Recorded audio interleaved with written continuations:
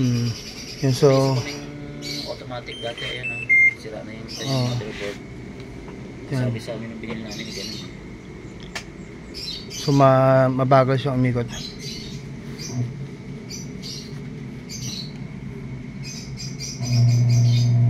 Dito kita kagad na mabagal siya kasi hindi dapat ganyan yan.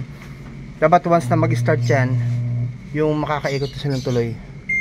Mo, ganun lang yung ikot. Okay nga, yeah, alam ko na kagad yan. Spin na yan kuya, no? Yan. Mahina yung buwelo niya.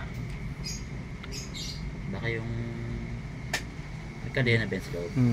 Alam ko na po agad yan. Baka yung belt niya siguro. Document ko lang.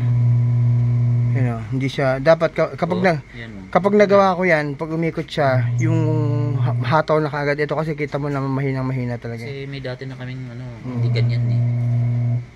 Alam ko na po agad ang gagawin niya. Ganyan lang. Papala. Lalo na kapag may lamang labada yan.